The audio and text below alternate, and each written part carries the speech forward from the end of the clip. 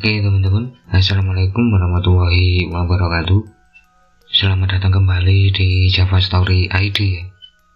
Di konten kali ini, seperti janji saya di video sebelumnya, saya akan menceritakan perjalanan Sarah menuju ke atap merbabu yang ternyata pendakian itu berakhir tragis karena beberapa kesalahan yang mereka lakukan saat melakukan pendakian. Buat teman-teman yang belum tahu siapa itu Sarah dan bagaimana cerita dari sudut pandang ibunya, bisa langsung cek ke video yang sebelumnya. Dan seperti biasa, nggak usah lama-lama, langsung saja kita mulai ceritanya.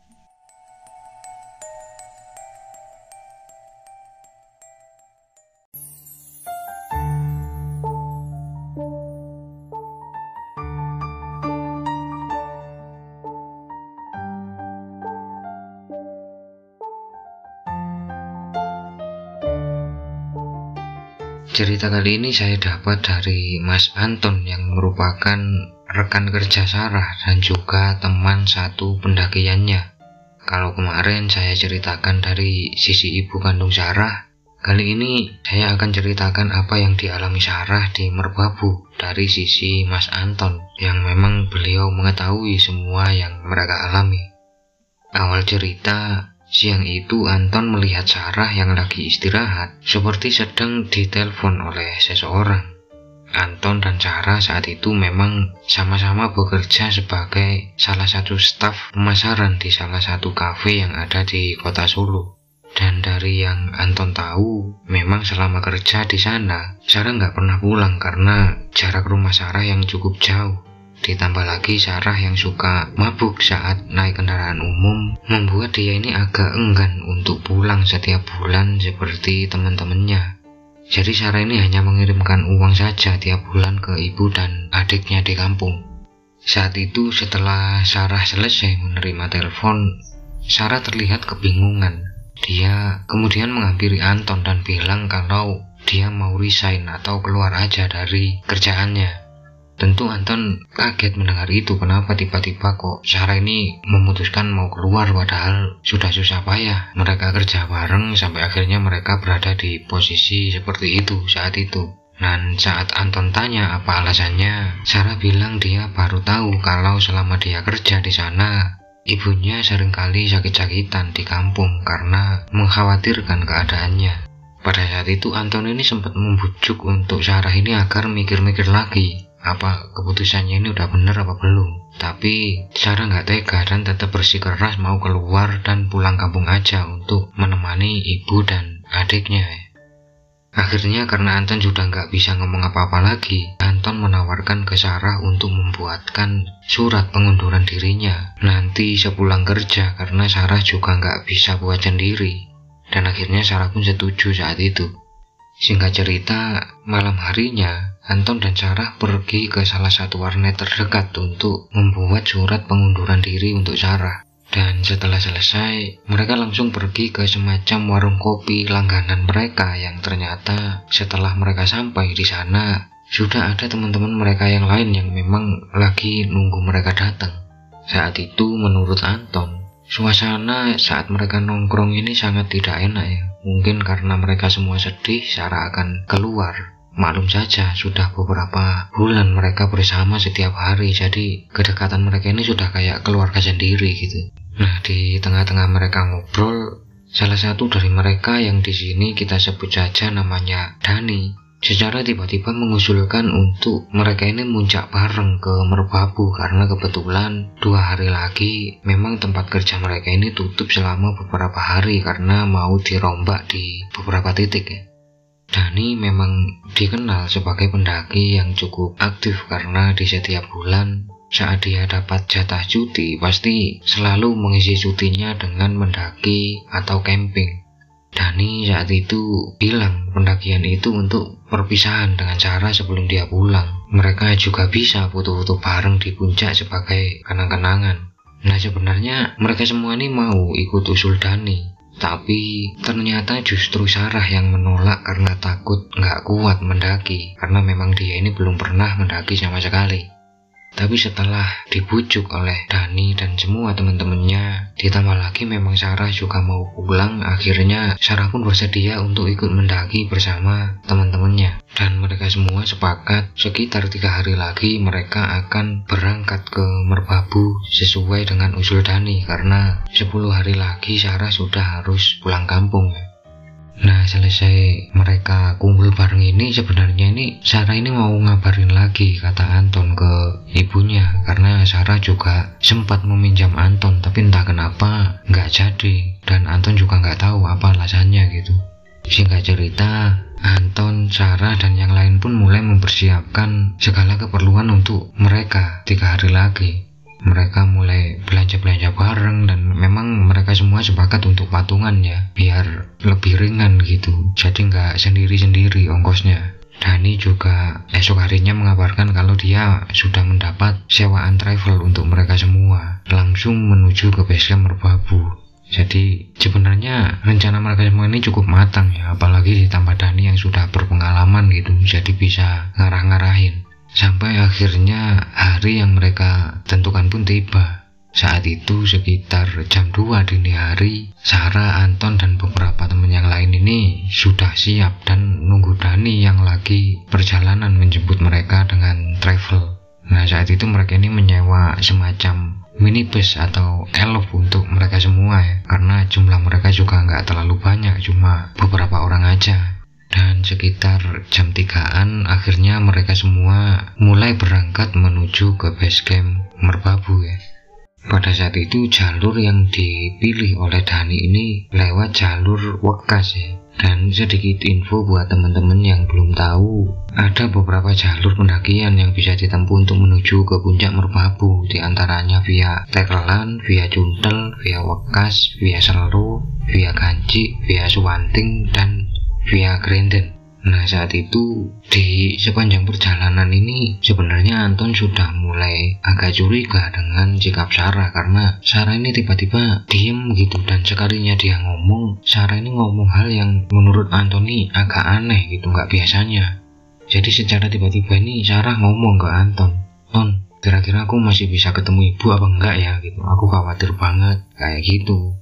Nah, di situ Anton ini menjawab, "Ya tentu bisa, Sar, kan kamu mau pulang, pasti ketemu ibu kamu kalau udah di rumah." Dan habis itu Sarah udah diem lagi sampai mereka tiba di basecamp Wekas ya. Singkat cerita, setelah mereka tiba di basecamp, mereka pun mulai mengurusi Maxi saat itu, dan sekalian ngatur formasi pendakian ya. Nah, saat itu formasi pendakian ini Dani ada di depan sebagai leader, sementara Anton ada di paling belakang sebagai sweeper. Dan kebetulan Sarah ini berada di barisan yang di depan Anton persis gitu, jadi nomor 2 dari belakang. Nah, selesai ngurusi Maxi, setelah istirahat sebentar sambil sarapan, mereka pun akhirnya memulai pendakian mereka saat itu. Nah, sebenarnya saat mereka memulai perjalanan mereka ini, cuacanya ini sangat cerah banget menurut Anton, dan sama sekali tidak ada tanda-tanda mau hujan ya, karena emang menurut Anton saat itu juga lagi musim panas ya. Tapi setelah beberapa menit mereka jalan, cuacanya ini tiba-tiba berubah, tiba-tiba kayak mendung gitu sama turun kabut, dan kabutnya ini agak tebal gitu. Tapi hal itu tidak mematahkan semangat mereka semua. Mereka saat itu terus jalan aja sampai akhirnya mereka ketemu semacam makam di dekat jalur sebelum mereka masuk hutan.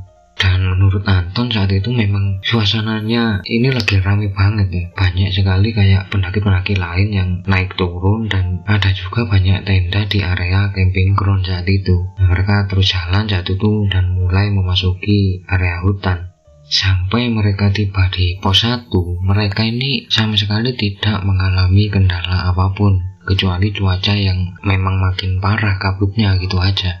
Nah, saat mereka tiba di pos 1, saat itu Dani memberi instruksi ke mereka untuk pegangan tangan aja, tapi karena pada saat itu dirasa masih kurang aman atau kurang cukup, akhirnya semua anggota ini kayak ditali gitu. Jadi badannya ini kayak dikasih tali, terus dikasih jarak sama anggota lainnya, jadi talinya ini saling tersambung sampai depan, jadi nggak ada yang sampai keluar jalur atau lepas gitu. Karena menurut Anton saat itu Dani ini agak khawatir entah kenapa gitu, dan muka Dani juga agak pucat sebenarnya, cuma berusaha dia tutupi aja. Nah, selesai istirahat dan memasang tali, mereka pun akhirnya melanjutkan perjalanan. Dan saat itu Dani menginstruksikan ke teman-temannya untuk jalannya pelan aja, nggak usah buru-buru, yang penting perhatikan jalur biar nggak sampai jatuh atau terpeleset karena kabutnya cukup tebal ya. Mereka saat itu jalan terus sampai akhirnya mereka tiba di persimpangan, atau yang sering dikenal dengan nama persimpangan pemancar ya, yang memang menjadi titik kumpul dari beberapa jalur seperti jalur Tekelan dan Cuntel. Nah, saat itu Dani memutuskan untuk dari persimpangan itu dia ke kanan karena dia tahu ada beberapa lokasi datar di sana untuk tempat mereka istirahat. Nah, saat itu Dani memang memutuskan untuk mereka ini buka camp aja udah, karena kabutnya ini udah makin parah banget gitu, sampai Dani ini kesulitan melihat ke depan, bahkan untuk beberapa meter aja katanya dia udah kesulitan banget. Dan mereka semua karena nggak ada yang ngerti ataupun tahu kecuali Dani dan Anton, semua nurut-nurut aja usul dari Dani. Nah, mereka akhirnya memutuskan untuk membuka camp di salah satu lokasi datar di dekat persimpangan pemancar. Mereka buka camp, saat itu mereka mulai masak-masak. Nah, dari situ saat mereka lagi makan ini, karena talinya sudah mereka lepas semua karena mereka juga mau istirahat, mereka ini nggak ada yang tahu kalau Sarah ini tiba-tiba udah nggak ada di rombongan mereka. Dan Sarah juga perginya juga nggak pamit, jadi mereka ini makan-makan, terus habis makan saat mau dibersihin gitu, Anton nyariin Sarah buat nanya mau nambah apa nggak makannya. Tapi ternyata Sarah sudah nggak ada di sana. Dari situ Anton bilang ke Dani, "Dan, Sarah nggak ada. Dia bilang nggak ke kamu atau pamit nggak gitu? Kemana gitu, buang air kayak apa gimana?" Nah, di situ Dani ini sama-sama nggak taunya sama Anton gitu. Jadi mereka ini bingung. Mereka akhirnya manggil-manggilin Sarah saat itu. Tapi setelah beberapa menit mereka coba panggil terus nggak ada jawaban. Akhirnya Dani dan Anton minta ke anggota yang lain untuk nunggu di tenda. Sementara mereka berdua ini nyebar gitu nyariin Sarah. Dan mereka juga berpesan buat anggota yang lain yang ada di tenda buat nggak kemana-kemana dulu sampai mereka balik. Anton ini nyari Sarah ke sebelah kanan, sementara Dani nyari Sarah ke sebelah kiri dari tenda mereka gitu. Mereka nyebar saat itu. Nah, Anton ini akhirnya mengeluarkan senter karena memang cuaca masih sangat berkabut ya, untuk membantu pandangan dia ke depan gitu. Sampai agak lama gitu Anton ini nyari gak ketemu-ketemu. Nah, saat itu Anton ini ngerasa kayaknya jalannya ini udah kejauhan. Ya karena emang udah cukup lama dia jalan, tapi kok belum melihat tanda-tanda atau jejak Sarah. Sampai akhirnya beberapa saat Anton mulai mendengar ada kayak semacam suara tangisan gitu samar-samar dari sebelah kirinya. Nah, Anton akhirnya karena penasaran dia mulai mengikuti sumber suara itu.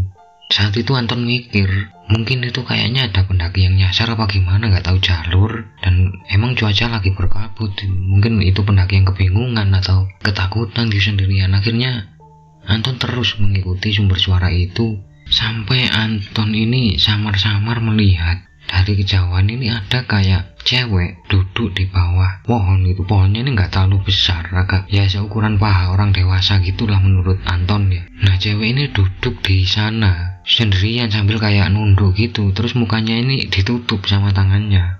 Nah, Anton akhirnya jalan terus ke arah cewek ini, dan saat dia dekat, di situ Anton kaget karena ternyata itu adalah Sarah. Sarah terlihat duduk sambil nutup mukanya pakai tangan gitu, sambil kayak sesenggukan gitu, nangis pelan gitu. Nah, Anton ini tanya, "Sar, ngapain kamu di situ? Kamu ini kenapa?" gitu. Nah, saat itu Sarah ini nggak menjawab sampai Anton ini mendekat lagi, kemudian nepuk pundak Sarah saat itu. Nah, disitulah Sarah ini semacam kayak kaget gitu dan langsung ngangkat mukanya dan melihat Anton. Nah, disitu justru Sarah yang tanya ke Anton, "Loh, Anton, kita ini di mana? Kamu ngapain? Kan kita lagi makan-makan gitu. Ini di mana?" Nah, Anton tentu bingung mendengar pertanyaan Sarah yang kayak gitu karena baru aja Sarah ini nangis-nangis gitu kayak sesenggukan, tapi kok seolah-olah Sarah ini nggak tahu apa yang terjadi sama dia. Disitulah pikiran Anton ini mulai agak curiga ya, karena Anton mikir saat itu apa mungkin Sarah ini ketempelan atau kesurupan gitu. Kok dia ini nggak nyadar apa yang dia lakukan. Dan saat Anton tanya kenapa Sarah nangis, justru Sarah tanya balik loh, yang nangis siapa? Aku nggak nangis, aku malah bingung, ini kan kita lagi makan Ton, kok tiba-tiba di sini. Nah saat itulah akhirnya Anton memutuskan untuk ngajak Sarah balik tanpa ngomong apa-apa. Mereka pun balik saat itu berdua dengan Anton terus memegang tangan Sarah agar dia ini nggak hilang lagi, karena kalau hilang lagi udah susah lagi pasti ini. Singkat cerita, setelah Anton sama Sarah ini balik lagi ke tenda, gak lama kemudian Dani juga baru balik ke tenda gitu. Saat itu Dani tanya, Sarah kamu ini kemana aja, kok pergi nggak pamit? Kalau mau kemana-kemana pamit, ini di gunung, takutnya nanti kamu nyasar. Tapi Sarah justru bingung loh, lah emang aku kemana? Aku kan tadi makan, tahu-tahu udah sama Anton di sana jauh. Nah saat itu Anton akhirnya menghampiri Dani dan kayak diajak agak jauh gitu dari rombongannya. Dan saat itu Anton bilang, dan kayaknya Sarah ini kesurupan. Nah saat itulah Anton ini jelasin gimana dia awalnya ketemu sama Sarah sampai akhirnya berhasil membawa Sarah balik. Nah selesai ngomong gitu, mereka pun akhirnya kembali lagi berkumpul. Dan sejak saat itu Anton ini matanya ini nggak pernah lepas dari Sarah, takut kalau Sarah ini hilang lagi ya. Nah di situ Dani juga sekali lagi ngajak teman-temannya ini untuk berdoa bersama biar pendakian mereka ini tidak mengalami gangguan apapun gitu. Nah saat itu malam harinya ketika mereka mau tidur, Anton dan Dani ini sempat ngobrol berdua di depan nih. Mereka saat itu berunding dan Anton ini ya bilang ke Dani, Dan apa nggak kita balik aja gitu.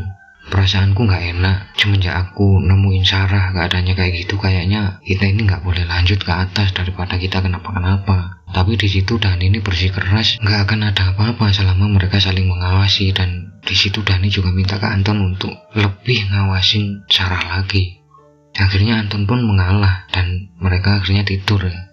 Nah setelah mereka tidur ini, sekitar jam 2 dini hari, Anton tiba-tiba terbangun karena dia mendengar suara kayak orang ketawa gitu, kayak cewek ketawa tapi ketawa kecil gitu yang nggak terlalu jelas. Nah saat itu Anton ini sempat keheranan, kok sampai jam segini masih aja ada anggota mereka yang bercanda-canda gitu, apa nggak pada capek apa gimana gitu. Tapi karena suara ketawa aja gigian ini terus terdengar oleh Anton, akhirnya dia ini penasaran. Dan dia keluar tenda, maksudnya ini untuk nyari siapa yang lagi bercanda gitu, kayak mau nyuruh mereka tidur aja biar besokannya ini bisa fit waktu melanjutkan perjalanan. Nah di situ Anton akhirnya membuka tenda mereka satu persatu, mulai dari tenda cowok, tapi kayaknya emang nggak ada cewek di sana karena mereka tidur sendiri-sendiri ya. Akhirnya Anton langsung membuka tenda tempat para cewek. Tenda pertama Anton melihat ini pada tidur semua. Dia pun beralih ke tenda kedua, tempat dimana Sarah tidur ya. Nah saat Anton membuka tenda tempat Sarah tidur ini, Anton sempat kaget karena dia melihat Sarah ini matanya melotot, kemudian kayak senyum, tapi senyumnya ini agak menakutkan gitu, kayak senyum-senyum gimana gitu, pokoknya agak menakutkan sama ketawa cekikian kecil. Nah saat itu Anton manggil Sarah, Sar, ngapain kamu? Nah saat dipanggil sama Anton ini, Sarah secara tiba-tiba menoleh ke Anton sambil matanya ini tetap melotot, sambil kayak orang marah gitu, kayak orang yang habis diganggu gitu apa gimana gitu, kayak nggak terima apa gimana.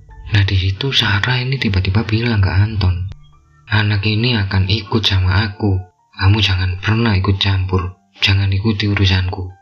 Nah Anton ini tentu kaget ya, dan dia tahu betul ini pasti bukan Sarah. Akhirnya Anton ini balik buat manggil Dani.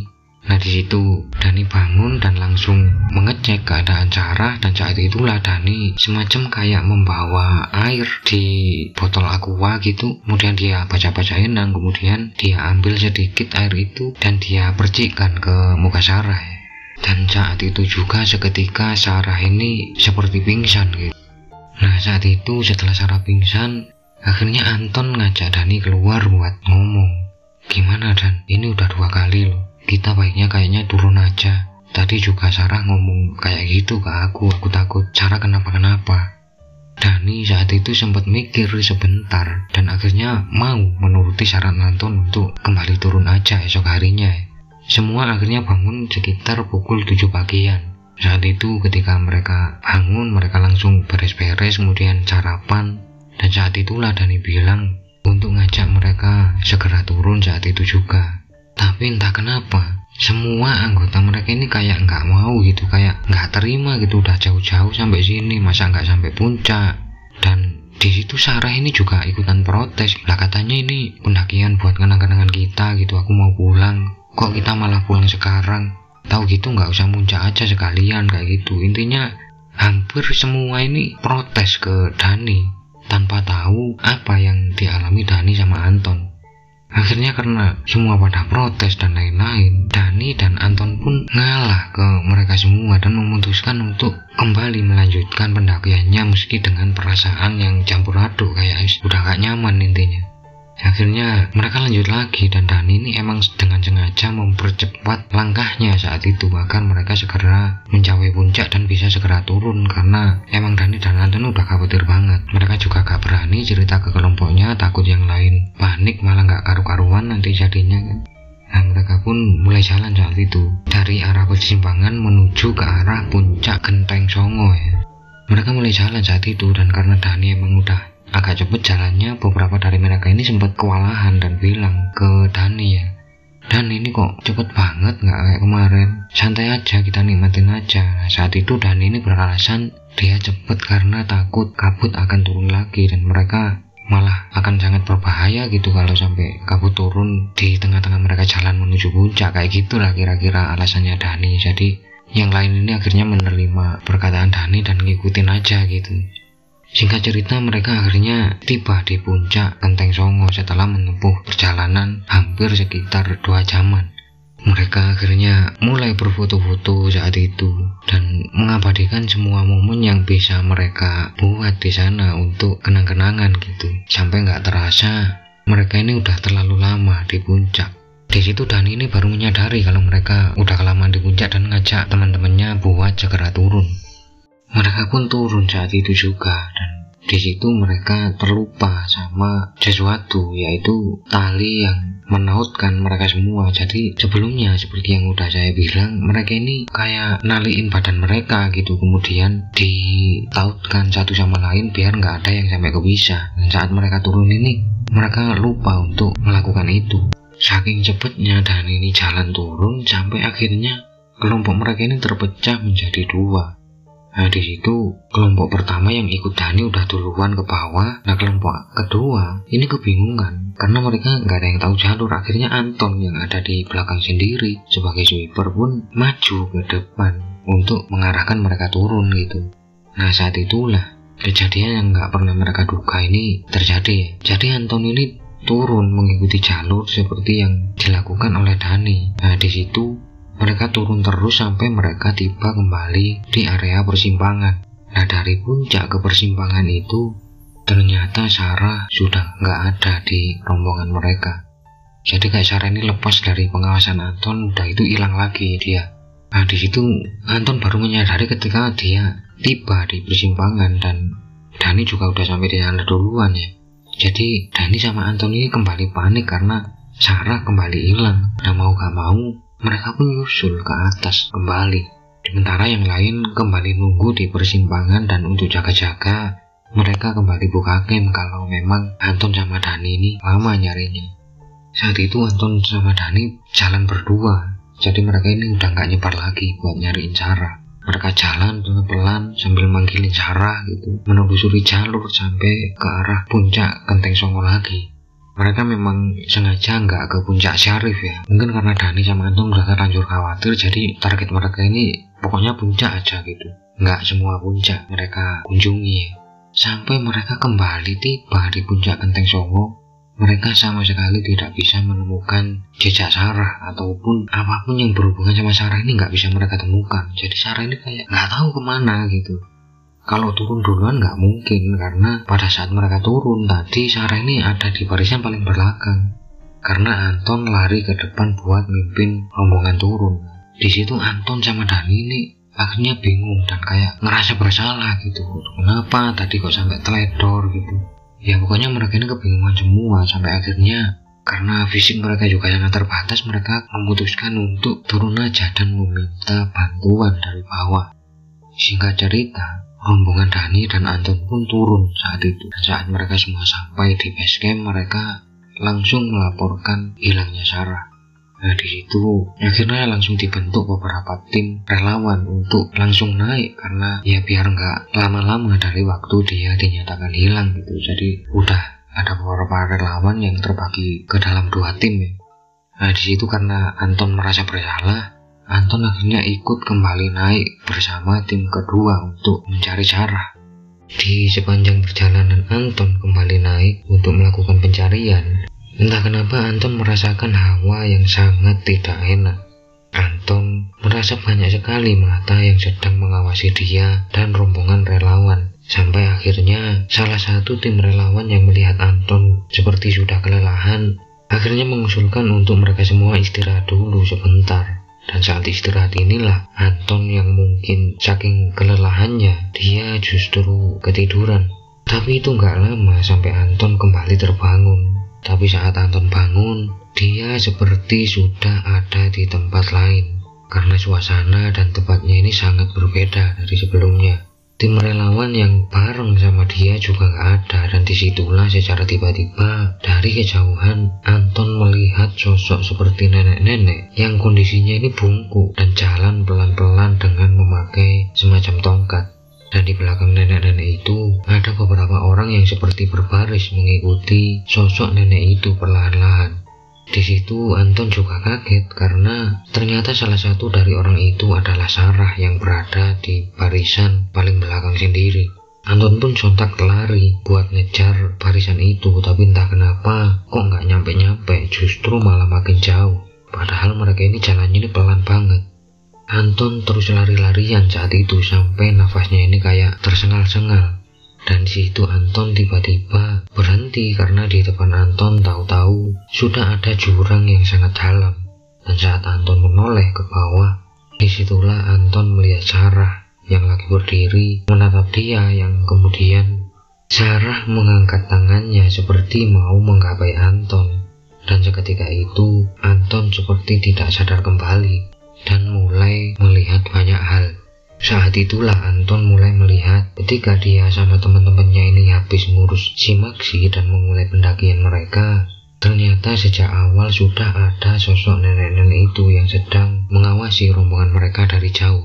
Anton juga melihat ketika 3 orang di antara rombongan mereka ini tiba-tiba menghampiri Dani dan bilang mereka ini kok datang bulan, apa boleh tetap naik, karena dari yang mereka tahu kayaknya nggak boleh gitu. Dan hal ini belum pernah diketahui Anton sebelumnya karena Dani nggak bilang. Nah, di situ Dani bilang ke mereka, udah nggak apa-apa, nggak bakal ada apa-apa, toh cuma gunung ini gitu. Nah, pandangan Anton ini secara tiba-tiba kembali beralih ke saat mereka buka camp di area persimpangan. Di situ Anton melihat saat dia ini lagi ngobrol sama Dani di depan. Dan selesai mereka ngobrol, saat Anton udah tidur, ternyata Dani keluar lagi diam-diam. Dan gak lama juga keluar salah satu cewek dari tendanya mereka. Dan mereka jalan cukup jauh dari tenda itu, kemudian melakukan hal yang tidak senonoh saat itu. Dan yang lebih membuat Anton ini kaget, cewek itu adalah salah satu dari cewek yang tadi bilang ke Dani kalau mereka ini lagi datang bulan. Jadi udah datang bulan masih nekat ngelakuin hal-hal yang tidak senonoh, apalagi di gunung gitu. Nah, saat Dani sama cewek ini kembali lagi ke tenda, gak berapa lama saat itulah Anton melihat Sarah ini tiba-tiba matanya kebuka, dia seperti orang yang sangat marah gitu. Sampai akhirnya dia ini cekikian sendiri, dan disitulah Anton seperti yang tadi saya ceritakan bangun lalu melihat keadaan Sarah yang sudah kayak gitu. Nah, saat itu Anton ini juga tiba-tiba melihat di atas kepala Sarah ini ternyata sudah berdiri sosok nenek-nenek yang sejak tadi mengawasi mereka. Dan nenek-nenek itu bilang ke Anton, anak ini tidak akan pernah bisa selamat, dan juga temanmu yang tadi melakukan hal buruk di sini. Ini adalah peringatan untuk kalian bangsa manusia, jangan pernah macam-macam di tempat kami. Nah, habis sosok nenek ini ngomong kayak gitu, Anton ini seperti tiba-tiba sadar dan kayak benar-benar bangun. Kali ini dia benar-benar bangun dari tidurnya dan baru sadar kalau ternyata yang sejak tadi dia lihat ini adalah mimpi, tapi Anton nggak yakin itu benar-benar mimpi. Nah, saat Anton bangun, dia melihat tim relawan ini lagi kayak ngopi gitu. Jadi dia ini udah kembali ke asalnya gitu kayaknya. Dan entah kenapa Anton ini seperti secara tiba-tiba mengetahui di mana lokasi Sarah. Anton pun bilang ke salah satu dari mereka, "Bang, kayaknya aku tahu kemana Sarah. Boleh ikut aku sebentar nggak kalau kalian emang percaya sama aku gitu." Akhirnya setelah berunding beberapa saat, tim relawan pun setuju untuk mengikuti Anton sebagai upaya usaha mereka untuk mencari Sarah. Dan ternyata benar saja, gak terlalu jauh dari lokasi mereka akhirnya berhasil menemukan Sarah yang sudah dalam kondisi tidak bernyawa di bawah jurang. Dan saat itu salah satu tim relawan ini tanya ke Anton, "Dari mana kamu tahu Sarah ini ada di situ?" Bahkan Anton ini sempat dicurigai sama mereka. Nah, saat itulah Anton ini menjelaskan semua yang dia lihat saat dia ketiduran tadi. Akhirnya beberapa orang dari tim relawan ini turun untuk meminta bantuan untuk mengevakuasi jenazah Sarah. Anton saat itu juga ikut turun karena memang dia fisiknya sudah sangat kecapean, udah bolak-balik naik turun gitu. Dan ketika tiba di bawah, ternyata di bawah juga sudah ada kepanikan lain. Jadi di bawah ini ada kejadian lain saat Anton naik yang membuat petugas-petugas yang ada di base camp ini kebingungan gitu. Jadi saat Anton naik, secara tiba-tiba Dani dan salah satu cewek di rombongan itu ketawa-ketawa sendiri. Dan ketawanya ini kenceng banget sampai kayak mereka ini apa nggak sakit ketawa kayak gitu. Mereka ini berusaha disadarkan sama petugas yang ada di sana gitu, tapi kayak susah gitu. Bahkan cewek yang juga ketawa ini sampai kayak muntah darah gitu, saking kerasnya dia ketawa. Akhirnya mereka berdua saat itu dievakuasi ke salah satu rumah sakit ya, yang kemudian ketika Anton tiba di bawah dan dia diceritakan hal itu, Anton ini seperti kayak udah gak kaget lagi kalau hal itu akan menimpa mereka berdua gitu. Singkat cerita, Sarah pun berhasil dievakuasi saat itu. Dan karena mungkin kebijakan rumah sakit atau apa gimana ya, akhirnya Sarah ini harus divisum dulu. Dan saat itu Anton ini berusaha mencari alamat dari keluarga Sarah. Dan saat lagi nyari alamat ini, Anton juga mendapat kabar kalau Dani dan salah satu cewek yang lagi di rumah sakit ini ternyata juga meninggal. Jadi ada 3 orang dari rombongan mereka yang meninggal. Saat itu Anton ini bertanya-tanya gitu, bahkan mungkin sampai saat ini, kalau yang bikin salah mereka berdua, kenapa Sarah juga ikut mengalami hal semacam itu gitu. Akhirnya beberapa hari kemudian, Anton ketika udah berhasil nemu alamat keluarga Sarah, dia akhirnya langsung berangkat sama teman-teman yang lain untuk ke kampung Sarah ya.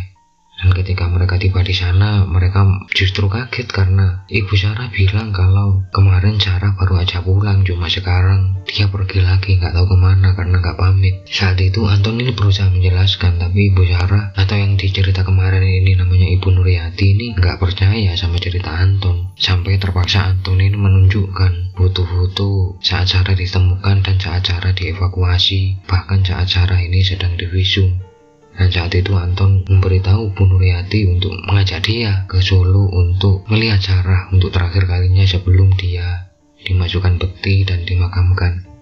Nah saat itu Anton ini bilangnya Sarah ini cuma nyasar ya, dan mungkin nggak tahu jalan sampai dia akhirnya jatuh ke jurang. Sampai akhirnya setelah sekitar 2 atau 3 bulan sejak meninggalnya Sarah, Anton kembali datang ke rumah Bu Nuryati dan menceritakan hal yang sebenarnya kepada Ibu Nuryati. Dari cerita itu sebenarnya ada rasa tidak terima di hati Bu Nuryati dan tentu juga di hati Anton, tapi mereka akhirnya memutuskan untuk mengikhlaskan apa yang terjadi dan berharap semoga apa yang dialami Sarah benar-benar memberi pelajaran untuk kita semua ya, agar kita semua ini jangan sampai sembarangan dimanapun, nggak cuma di gunung. Karena mungkin saja itu nggak cuma akan berakibat ke kita sendiri, tapi juga berakibat ke orang lain yang tidak tahu menahu tentang kesalahan kita gitu. Anton juga minta kepada kita semua yang mendengar cerita ini untuk mendoakan almarhumah Sarah agar diterima di sisi Tuhan ya. Dan untuk kedua temannya yang lain, Semoga diampuni dosa-dosa mereka dan tidak ada lagi orang-orang yang melakukan hal-hal yang seperti yang mereka lakukan, karena akan sangat berakibat fatal. Terima kasih buat Mas Anton dan tentunya Ibu Nuriyati yang telah mewagikan pengalamannya soal Sarah. Terima kasih sekali karena saya tahu untuk menceritakan hal yang membuat kita terluka itu sangat susah, apalagi harus mengingat-ingat juga kan. Sampai ketemu di kisah-kisah selanjutnya. Tetap sehat dan